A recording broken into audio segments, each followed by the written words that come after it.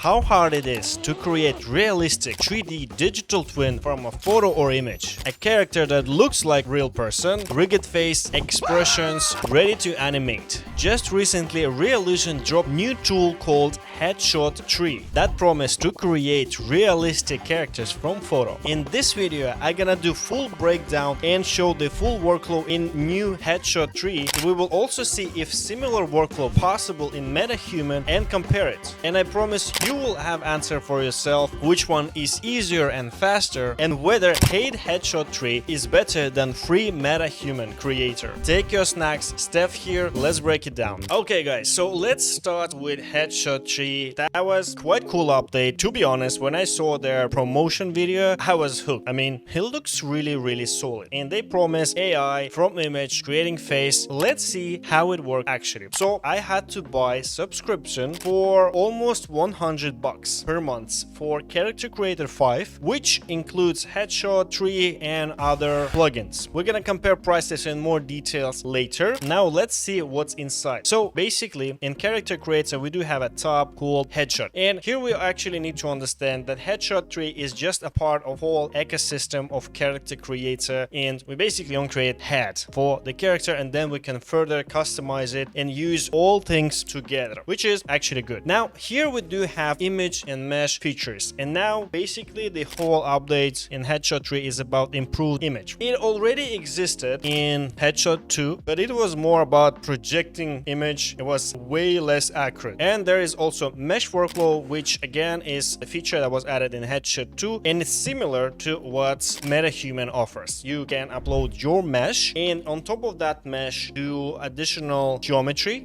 generate face geometry, which will allow you to get expressions and stuff. Then you can bake some stuff. We're gonna check on it a bit later in comparison with MetaHuman. So now let's add the image. So we're gonna add front, and here we can generate the image right away, or we can actually modify the image. Well, modify actually makes sense. So I already have a guy image prepared, so let's drag and drop him here, and here's the menu. So here in modify we can enhance the image and for example remove hair. So if you try to generate a character from image like this, well, most likely it will fail, and it really relies on good reference. And it's good that you can actually generate it here. The first thing is to modify image and get right old guy looking front on you. Okay, so after a while I got this unsuccessful example. Okay, so this one is bad because it's tilted a little bit. Let's try again, and okay, so now we do have like a really good headshot. Okay, so you have to make something like that, and this is very important. Their image models are not perfect, so you might need 1-2 generation until you get something like this. Same thing we're gonna do for side. Okay, so here is the side generated again. It took me 2 tries. This time when we have images ready, which is front and side, then we can specify some basic shapes. It is sort of optional, but it might help to make it more accurate. So we can go through different tabs and specify what's exactly happening with our character. Again, those are optional, might save you time later when you will adjust the shape. The second tab we have here is body. So in body we can basically select the body again, so we can choose the main body and stuff. And here we go. Here is the results, and I would say it's pretty good results, right? It's quite close. We do have a nice texture. It really reminds of my character. So as a next step, we have to actually refine it until perfection. There are 3 main tabs here available: preset morphs, refine face, front and side. So let's first take a look on preset morphs. So by default it opens preset morphs, and here we can see all morphs available in this menu, and we can pretty much adjust any of them. And here one of the coolest thing of Headshot is there's like more than 1400 shape keys and customization, etc., which you can tweak until you're really happy with your character. That's way more than MetaHuman. We're gonna take a look there as well. Also we can activate sculpt morphs, and here there are sort of like presets how we can tweak some areas. This is a very nice tool because going through all these sliders might be insane thing. Again, like, and there is menu, and here on top you can actually activate the reference image, control the opacity, and sort of together you can shape your head better. This is very useful tool. Again, like you basically go through image, try to make it follow, and there is quite a lot of settings. And I also want to highlight there are settings related to texture. So you can generate skin, you can can adjust generated skin, and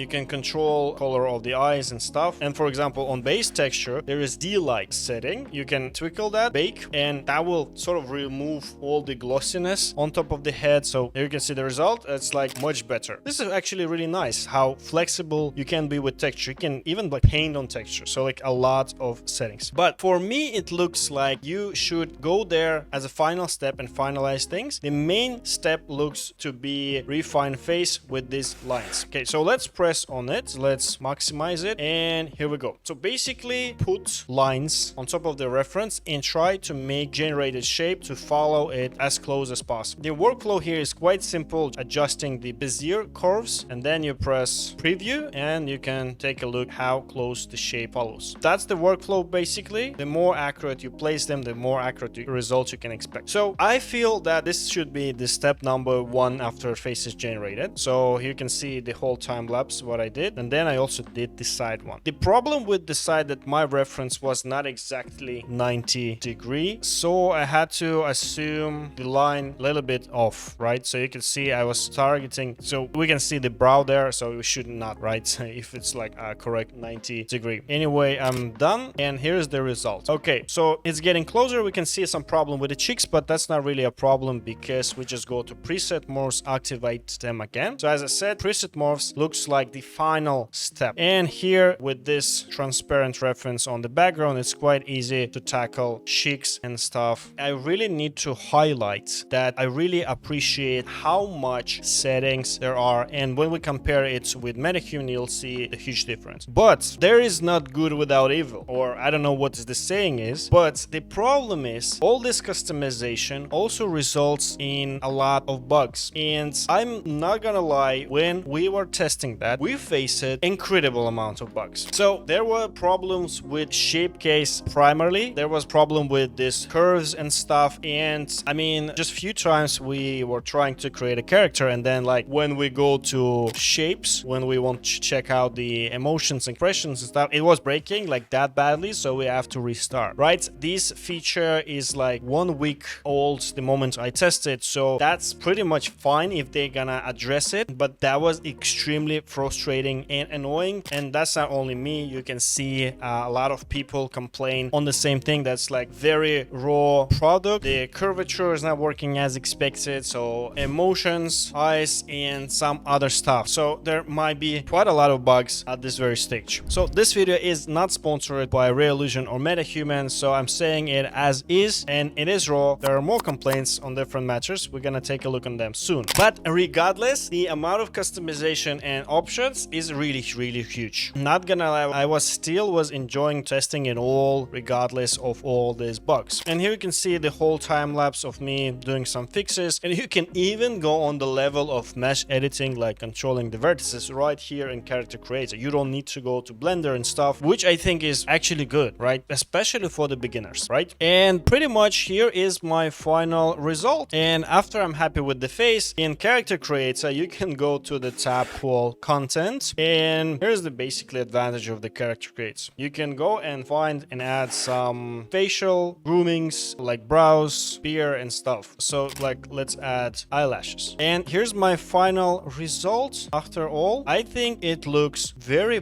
decent. Not gonna lie. Here are like different light settings. Here you can compare like final results. Not gonna lie. It took me more than an hour in my last attempt. There was way more attempts, less successful because of bugs. So let's say in half a day, I created this guy. And this guy looks actually very close to my reference. And of course, later you can check the expressions. That's one of the main reasons why we use it, right? So it's not a static one, so we can check expressions. And also, as I mentioned before, a lot of bugs happens here. For example, if you try to create styled character, it's technically possible, which actually already good that it's possible. In their promotion video, they actually show some styled character like this. But when I was testing that, I cannot say it's that easy, right? So first of all, like the head, you might need to adjust quite a lot of shape for styled character, and not all shapes really work. Like for example, teeth do not follow. And if you are about to create styled character, be prepared to do a lot of manual tweaking. The good thing is that it's possible to do this tweaking here, but it's definitely not built around styled character. However, in MetaHuman, MetaHumans, that's completely not the case. And as a final step in character creator ecosystem, you have access to this content store again, right? So you can add hair, clothing, and all the assets that's available here. But it also brings us to a very controversial topic around character creates. There's a lot of comments. There are comments in that section about paid stuff that the content here is quite outdated, such as hair is very limited, and many people think that they should update it here because if you want more hairs basically, then you need to go to content store and buy it. And that's the biggest complaint of everyone. Everything is paywalled, and that's true. If you want like really nice hair and stuff, you pretty much need to go and buy it. The good thing here is that you can buy it and add it to your character right away. Everything is compatible, but it's paid. Shall we pay for all these assets or not? I want to mention that when you work with MetaHumans, there's also FAB marketplace where you also pretty much buying hair cards, garments compatible with MetaHumans and stuff, but it's less annoying because MetaHumans by itself is free. But really, if you need something really custom, you're pretty much about to pay for it. So the only difference really is that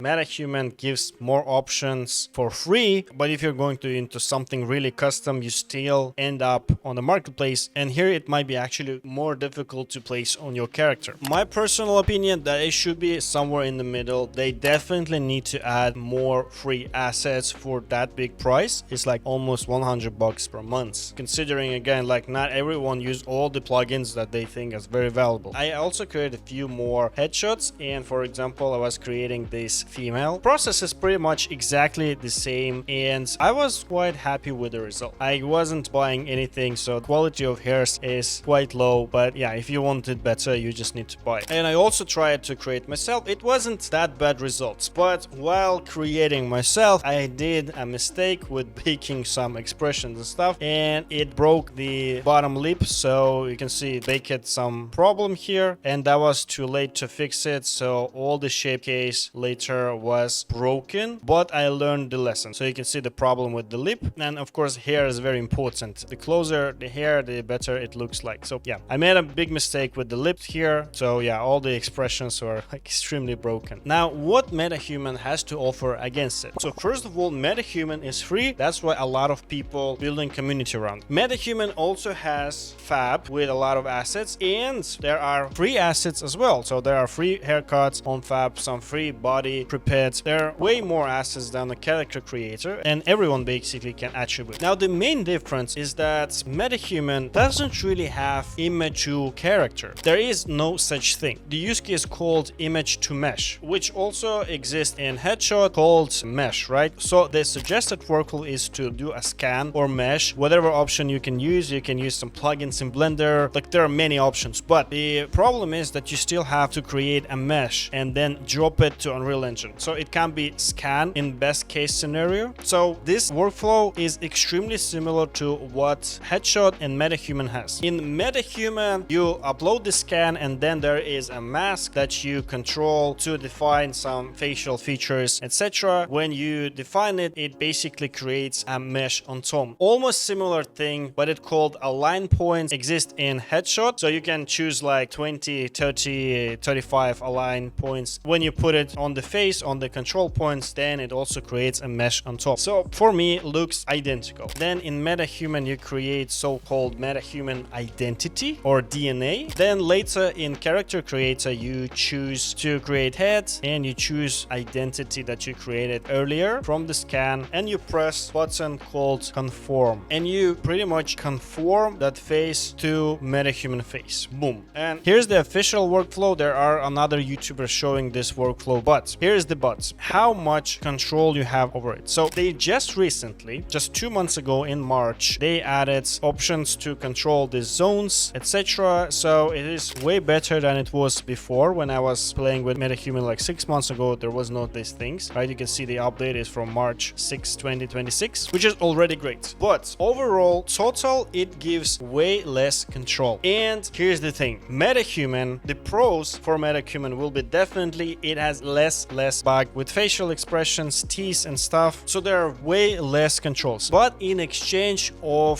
working expressions, it's way more difficult to break facial expressions, you know, like the eyes, teeth, mouse movement and stuff, but it also give you less control. So stability is definitely about MetaHuman, and that's noticeable. Again, I was breaking these expressions in Character Creator like 3 times out of 5. That's quite a huge rate. I mean, maybe that's only now. Another big difference from Character Creator and MetaHuman is about texture. And here, for me, Character Creator is absolute winner, especially for the beginners, because in Character Creator, you can bake the texture from the scan or from the image. It can generate it quite nicely. In MetaHumans, you do not really have control over texture, baking texture and stuff. You have a bunch of presets, yeah, quite a lot of presets to be honest. I mean, so for face texture, like it's like 200 presets or something like that. Scroll it, and same for the body. But again, like if you need truly something custom, you can then load this texture to Blender and or Photoshop and like do the things there. But there is no AI image to texture at all. So for the beginners, doing this round trip from to another software might be quite challenging, I'm gonna say. Even for me to figure out that once was quite difficult. They try to compensate it with different settings and stuff. And main complaint from the community is that MetaHumans are very MetaHumanish. Difficult to create something not reminding of MetaHuman. So you pretty much can say like, oh yeah, this is like MetaHuman character, because again, it's quite limited information, even though again it tries. And as I said, there is no really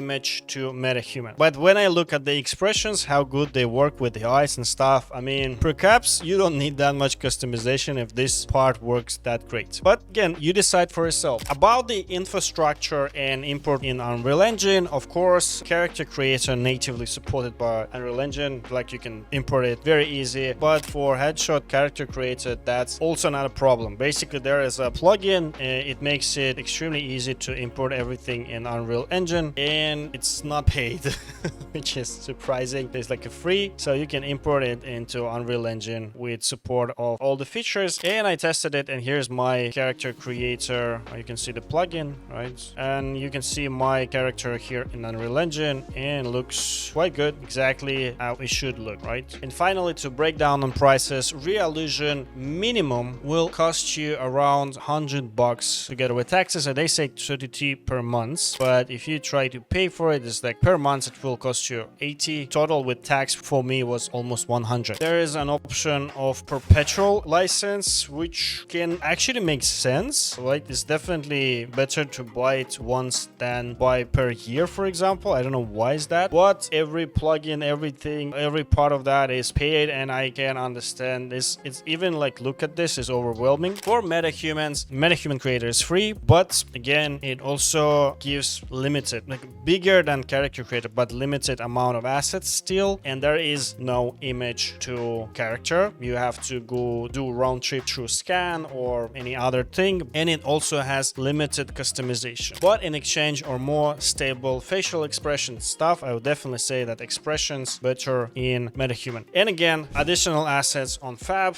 all good assets are paid anyway. So that here they are same overall. Both tools do have nice infrastructure around it. Again, Fab is growing. Character Creator infrastructure is also quite huge if you stick there. I would say maybe I lean a bit more into Fab because it's just more creators there. Right now, perhaps they're on the same level. So guys, that is complete breakdown. What possible, what not, what breaks, what works. Really want to know your opinion in the comments about these tools. Which one you prefer? Will you give a try to Headshot 3 or that's, or it's too buggy, too overpriced? Let me know. That was Steph. Like and subscribe, and I see you in the next video.